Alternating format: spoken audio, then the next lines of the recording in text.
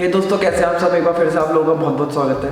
दोस्तों आज की ये जो वीडियो है ये बेसिकली हमारी क्ले ब्रिक्स के ऊपर होने वाली है कि जो क्ले ब्रिक्स है वो कितने टाइप के अलग अलग ग्रेड्स में आपको मार्केट में मिल जाएगी, और वो जो अलग अलग टाइप के जो ग्रेड्स होते हैं इसकी हम पहचान किस तरीके से कर सकते हैं।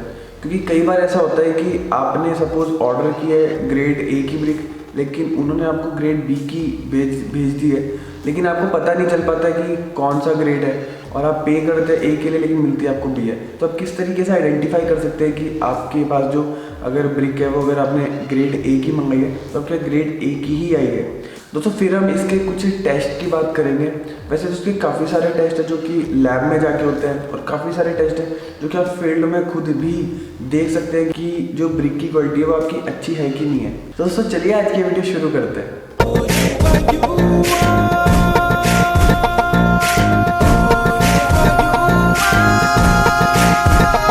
दोस्तों सबसे पहले हम बात करते हैं कि जो क्ले ब्रिक्स है वो होती क्या है। ये बेसिकली आपको पता है कि जो आपका लैंड होता है उसके अंदर से जो है वो क्ले को निकाल करके उसमें काफ़ी सारे अलग अलग कंपाउंड्स को मिलाया जाता है। उसको मिलाने के बाद फिर उसको जो है पकाया जाता है। अब ये जो मटेरियल है ये बहुत ही पुराना मटेरियल है, बहुत ही पुराने टाइम से यूज़ होता हुआ आ रहा है। अब दोस्तों ब्रिक्स को जो है वो भट्टियों में पकाया जाता है, लेकिन पुराने टाइम में इसको जो है वो सन में ही पकाया जाता था। तो दोस्तों अब बात करते हैं कि जो ब्रिक्स है वो इस टाइम पे आपको मार्केट में कितने ग्रेड्स आपको मार्केट में मिल जाएंगे और उसकी क्या क्या पहचान है इसके बारे में।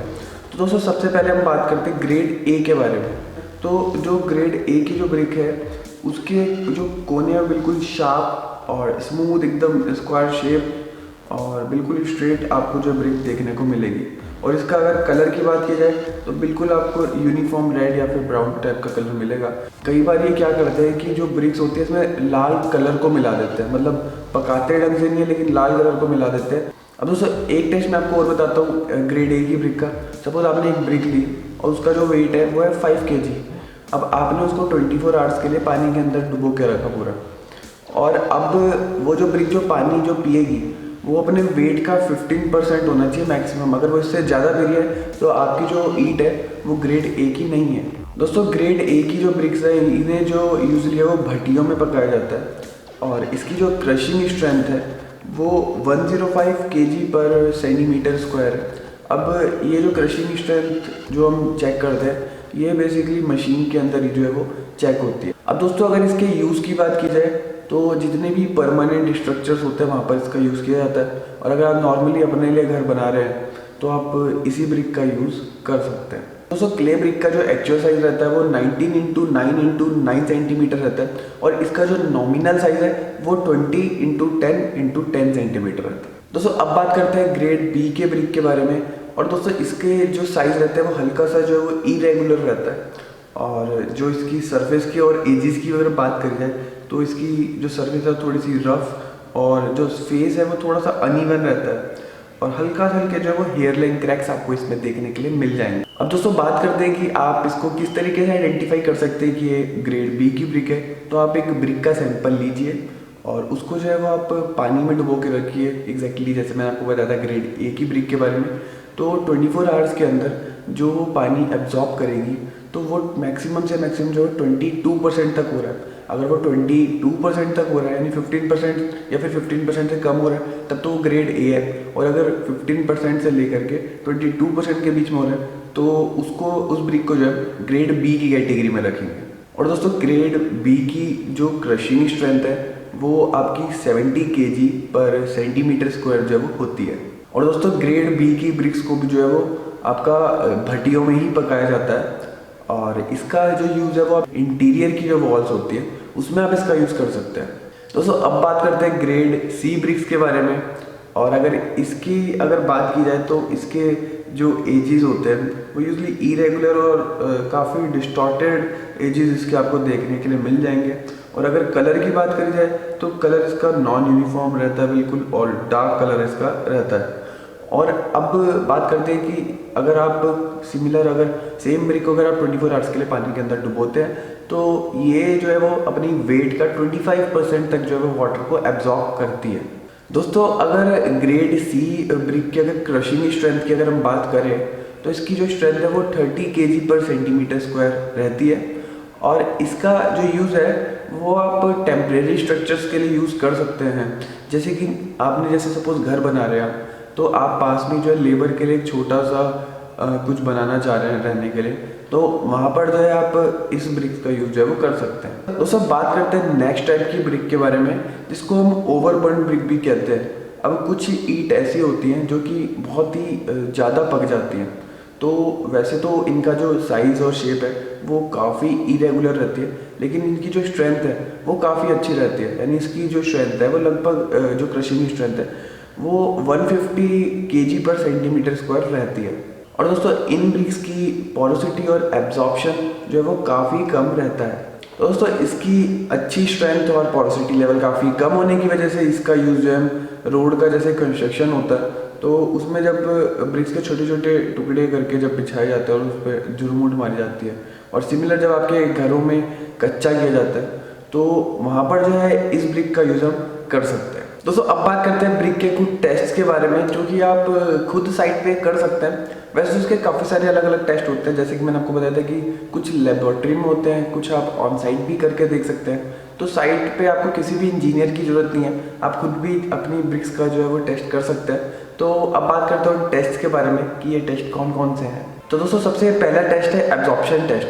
इसमें आपको करना है कि आपको कोई भी रैंडम जो है सैंपल लेना है ब्रिक का, उसका वेट करना है। अब उसके वेट को आप नोट कर लीजिए, फिर उस सैंपल को आप जो पानी की किसी भी बाल्टी के अंदर या फिर पूरा डुबो करके पानी के अंदर रख दीजिए 24 आवर्स के लिए, और फिर उसको निकाल करके उसका वेट करिए।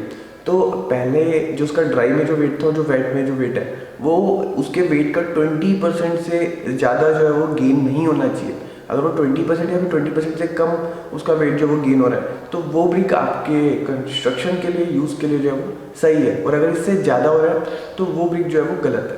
अब दोस्तों सेकंड टेस्ट है हार्डनेस टेस्ट। अब इसमें क्या करना, आपको ब्रिक लेनी है और ब्रिक में बेसिकली अपने जो नाखून होते हैं उसको आपको जो है जैसे ब्रिक्स पे ऐसे करके देखनी है, और अगर उस पर कोई भी इम्प्रेशन नहीं पड़ते हैं आपके नेल्स के, तो इसका मतलब है कि आपकी जो ब्रिक है वो हार्ड है। फिर दोस्तों नेक्स्ट टेस्ट जो कि आपको देखना है वो है कलर टेस्ट। अब कलर में आपकी जो ब्रिक्स है उनका जो कलर है वो यूनिफॉर्म कलर होना चाहिए और बिल्कुल रेडिश टाइप का कलर होना चाहिए। अब बेसिकली इस टेस्ट में धोखा ये हो सकता है कि काफ़ी सारे जो ब्रिक बनाने वाले हैं वो इसमें कलर को ऐड कर देते हैं। तो दोस्तों इस केस में आपका जो एब्जॉर्प्शन टेस्ट है वो आपकी बहुत हेल्प करेगा।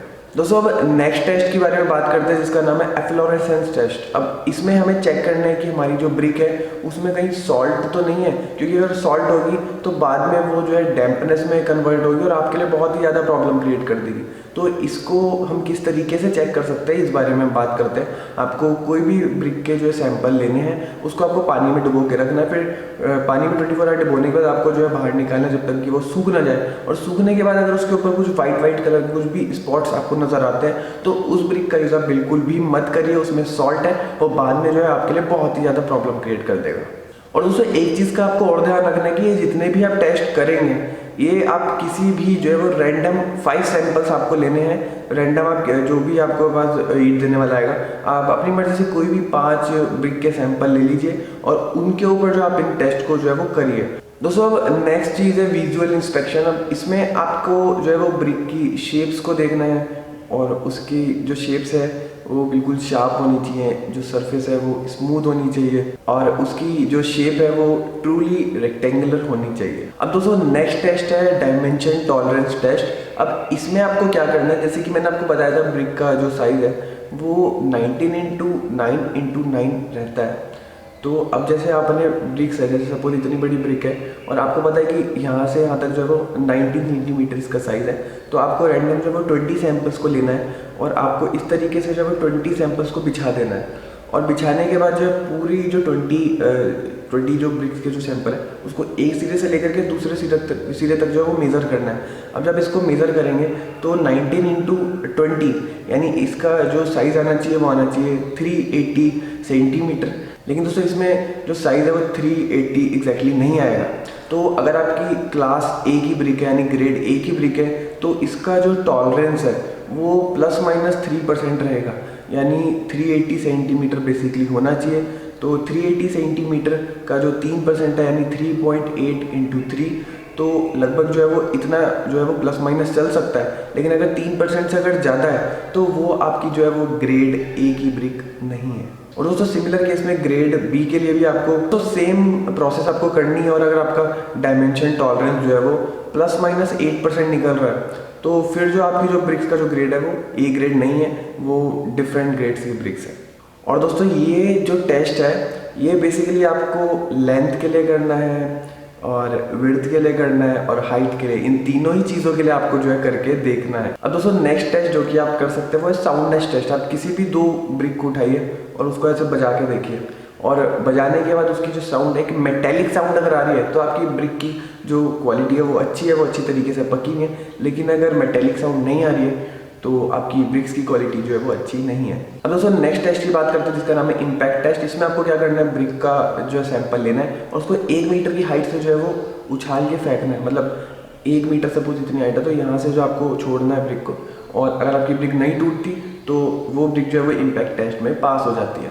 तो दोस्तों आज की वीडियो में मैंने आपको बता दिया कि जो ब्रिक्स होती है उसमें कितने टाइप्स के ग्रेड होते हैं, उसके क्या क्या फीचर्स होते हैं। आप खुद भी कैसे चेक कर सकते हैं कि आपके पास जो ब्रिक है वो कौन से ग्रेड की आई है, और फिर मैंने आपको बता दिया कि आप खुद भी कैसे चेक कर सकते हैं कि आपकी जो ब्रिक की क्वालिटी है वो अच्छी है कि नहीं है। और दोस्तों इसके अलावा भी जो है ब्रिक के काफ़ी सारे टेस्ट होते हैं, जैसे कि क्रशिंग टेस्ट हो गया। तो बेसिकली ये जो सारे टेस्ट ही लेबोरेटरी में जाके होते हैं। ये जो बड़ी बड़ी बिल्डिंग जो बनती है उसमें इन टेस्ट का यूज़ जो है वो किया जाता है। अगर आप नॉर्मल घर बना रहे हैं तो जो पॉइंट मैंने आपको बताया, अगर आप इतने पॉइंट पे अगर ध्यान में रखते हैं तो ये आपके लिए बहुत ही बेनिफिशियल रहेगा। तो दोस्तों आशा करता हूँ कि आपको मेरी ये वीडियो अच्छी लगी होगी। अच्छी लगी तो इसे लाइक कर सकते हैं, और अगर आपका कोई भी क्वेश्चन है इस टॉपिक के रिगार्डिंग तो आप नीचे कमेंट बॉक्स में पूछ सकते हैं। तब तक के लिए जय हिंद, वंदे मातरम।